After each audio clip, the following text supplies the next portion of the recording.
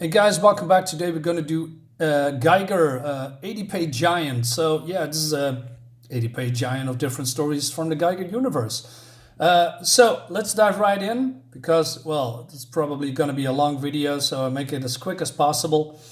I'm not going to show you everything, but let's say this is a preview of what's to come about a guy called REDCOAT and by Bryan Hicks. Is that how you say it? Basically, there's a comic coming, so that's going to explain possibly a lot of things.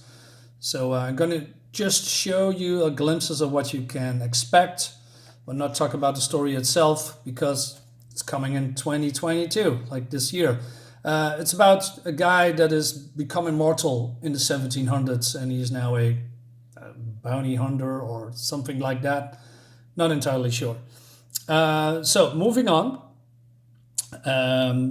So the next story is about Tariq Geiger itself, and he is he's bored, he's lonely, doesn't know what to do. He's been reading books because that's his passion, and he goes to his book cabinet and he says, read it, and you see Dune here and other books. So he goes outside, goes to the library. But then he hears a noise, and that is, giant ants are attacking a wolf or a dog. So he powers up and kills everything in sight. And also this big giant ant comes out, and he uses his power to destroy it.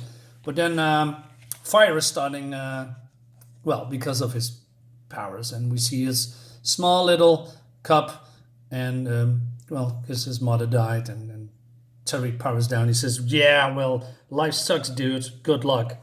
And then the fire is spreading, and everything is going ablaze, and this little pup follows him. Basically, it's the origin of Barney. That's how he called his dog. And so, yeah, no more books for you, Tariq. He says, I used to have a dog, a real good one, so you got to live up to it, understand? And he takes him with him. Then we switch to, I call them the storytellers. I'm not sure if that's the real names, but they are here since the beginning, and they are talking stories to each other about, among others, the glowing man, which is Tariq, but also what's happening with the crime bosses in Las Vegas. So they tell a story about a possible thing that's happened. So, moving on. We switched to this guy who is I believe his name is Bob, at Nevada Desert. U.S. Marine vets work for food. So he says I'm hungry, I'm weak. It goes on every day. Why just don't you end it, Bob? But then a bus with, maybe a mobile restaurant.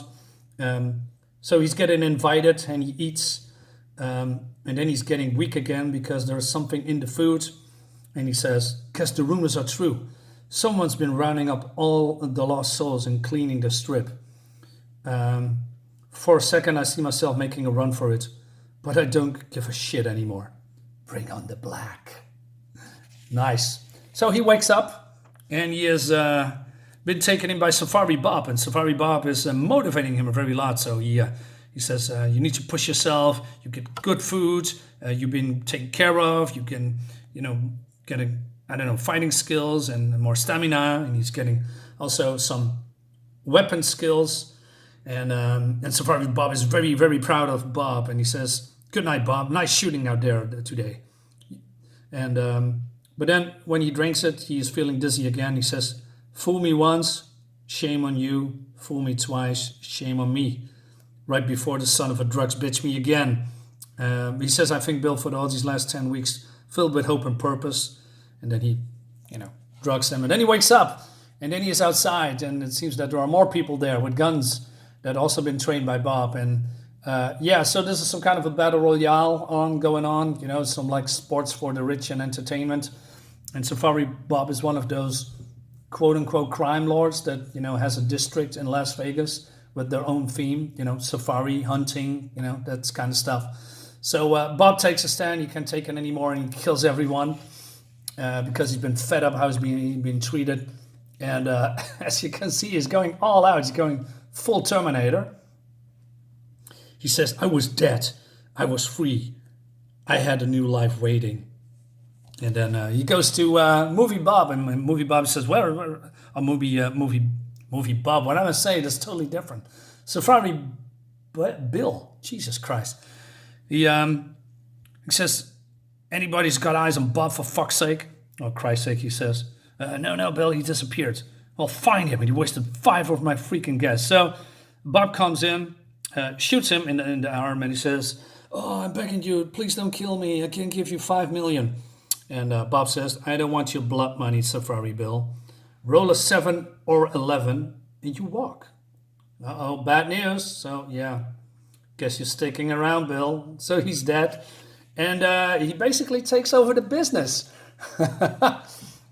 I love that. So these people are, shocked. He says, "Since you lost all of your what you have, the choice is simple.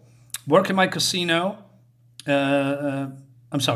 Work in my casino subterranean mine digging for rare earth materials for the rest of your days, or allows yourself to be hunted to survive the hunt you debt marker. And then your debt marker is wiped clean and you walk free." So he says, did I mention that none of these folks ever choose to work in the mines? They always choose to be hunted. They always think they can beat the house. And he has also some kind of a, let's say mannequin, quote unquote, if you know what I mean. He says, which is fine by me, since it's allowed me to refresh the special lifelike diorama that only a select few ever to get to see. Yeah, you mean body parts, right? I like it. The next story is more like a horror story, and it's because also in Las Vegas, and we go to a casino called the Karloff. And the Karloff is a very special place.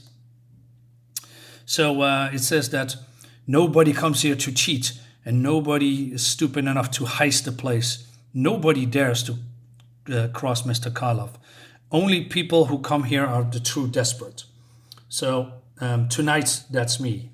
And the art looks freaking amazing because it's drawn by Kelly Jones, who did a lot of Batman work, and he's perfect for horror comics. So as you notice, Karloff, he has a horror theme, with Dracula and vampires and mummies, etc. So it seems that if you are winning, there is a ticket to the top floor. People on the top floor, they have the good life. They never have to worry about food and money again. They have all the comfort they need for the rest of their life. People who lose, well, you can see what's happened here. So he goes on the top floor, and he meets us with this guy that looks like Igor from Dr. Frankenstein. And he is the dealer, the deck dealer. And he says, "I'm here to win." So the dealer, deals his cards. And so if people lose, the Wolfmen are taking them to the organ harvesting laboratory. But nobody pleads to run because they know they are here for a one-way ticket. You lose or you win, and most people are losing.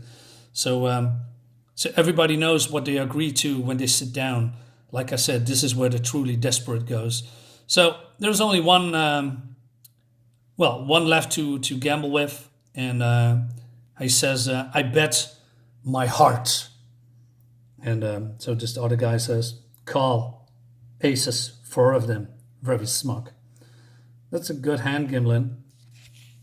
But I'm not a card man, so I'm not sure what this is. Is this a royal flush? I don't know. I'm just saying stuff. So this other guy is getting, go to the organ laboratory, and so Igor says, well, it's called BARNEY. He says, "Congrats, Bellamy. You took the risk, and here you are. We have you and your family on the top floors within the hour." But then Bellamy does something stupid. He says, "I don't want to go. I have everything I need at the place where I live. It's my little girl. My little girl is sick and she needs a new liver. And you're going to give it to me because I have one for Mr. Karloff. So he can spare me one. And I need him to surgically put it in here." So Bernie says, well, that's not how we run the place here. We have agreed to a certain rules. He says, screw the rules. And he is, being very feisty and defiant. And then this wolfman takes him. Well, you know what's going to happen. So they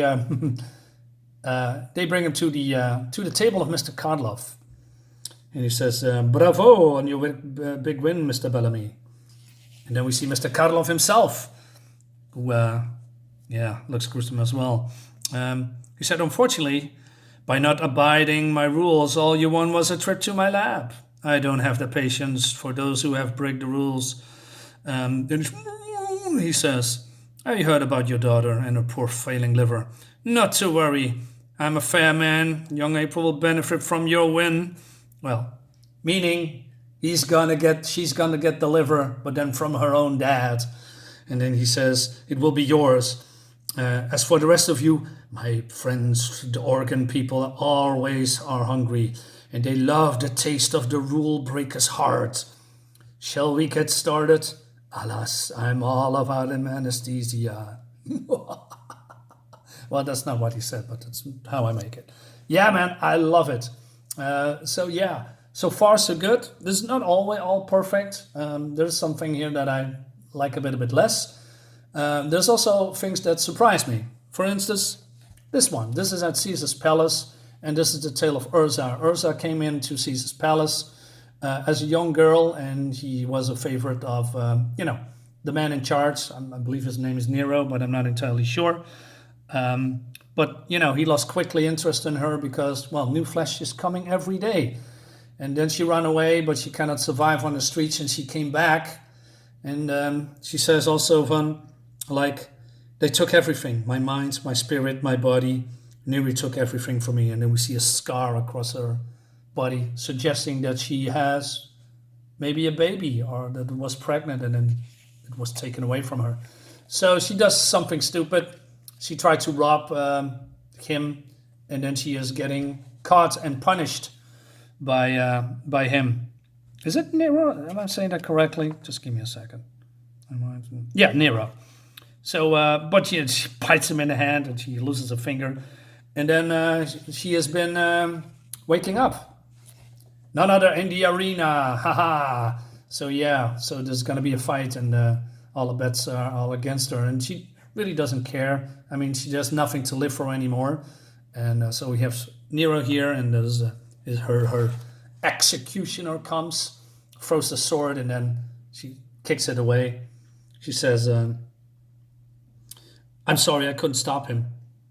Sorry for this. I just needed to take something back before the end. It was the only way. He's taking so much, my mind, my body. And she tells him something. And then he's surprised. He says, kill her, says Nero. So she takes something out of her, clothes. And he kills her. And he says, Gladiator, what's that? And she reads what's on the paper, and we don't know what's on it, but he says, it's mine. Suggesting that, I guess, he is the father of the child that Nero took away. And that's the end. Oh man, this is so cruel. So skipping a few storylines about, a little bit of cartoony art about guy called Goldbeard. He's a pirate. There's a pirate theme in here. And the last one that I want to show you is about Bonnie. Bonnie was raised with her mother with old gangster movies. And she is now a crime lord. And her motive is, well, as you guessed, 60s, 50s themed Humphrey Bogart-like crime bosses from the movies from yesteryear. So there's a young woman. She's been taken in by Bonnie, and she wants to get in and wants to have an audience with Bonnie. And Bonnie says, "What do you want? What are you doing here?" He said, "You got parents? Are you sick?" She says, "I'm hungry and I'm sick of working on my back. That's my story."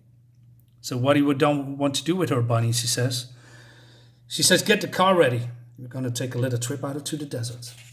And that's exactly what she's going to do, but not before she's getting a meal. And Bonnie is explaining who she is and where she come from. But the most thing that she's going to talk about is loyalty. It's another more about power. It's about loyalty, and that she's trying to do things civilized. He says, Noodles and Jody Bananas, they took a bullet for me. You know why? Loyalty. It's the only thing that matters. It doesn't matter how much power you have if you can inspire loyalty. She said, I got a job for you. And she also explains that Joey Bananas lost both his arms at Karloff's. So I love the little bit of an injection here from the previous stories. She says, I got him fitted out special. He don't miss his arms anymore. So, okay, so they're going to the desert, and she needs to dig because it seems that she asked, do you know about the distillery? And the girl says, no. Well, you're in it now. It seems that the distillery was some kind of a hit, and, but they also keep a whiskey buried out there in emergency cases because she is running the liquor store called the Manhattan Club. She was the first one, and she was the only one that was running that place, and all Las Vegas was dependent on her. So now that the distillery is broken or being hit by whoever, she needs to have the last casket of whiskey.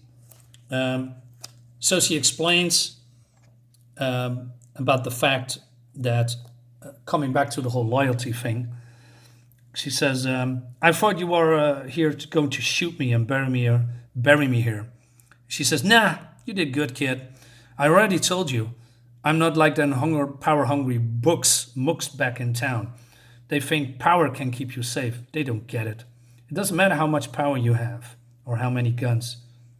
The real security is knowing who you can trust. And then she shoots this guy, and then she figured out, she says, did you know, Noodles? And I said, swear, I don't know. He says, it was Joey, he told me. I found it afterwards. I didn't tell anyone where the still was. I would never do that to you, Bonnie. I swear. And then Bonnie says, I'm sorry, Noodles, you should have told me. It is what it is. And she says, I'm going to do it myself quickly. And then she kills him. She says, thanks, Bonnie. And then, that's almost the end. She says to the girl, Karen, never mind, you got a baby face. I call you baby face for now. Get in the car, kid. You work for me now. Now, Feist. We have also somewhere on, I believe, on the moon called, I don't know, Project 7 or something. I'm not gonna through the whole story because I don't want to tell too much. Let's say it's a revenge story, and it seems that she is now, well, let's say she has the hots for somehow for our guy Tariq, for Geiger.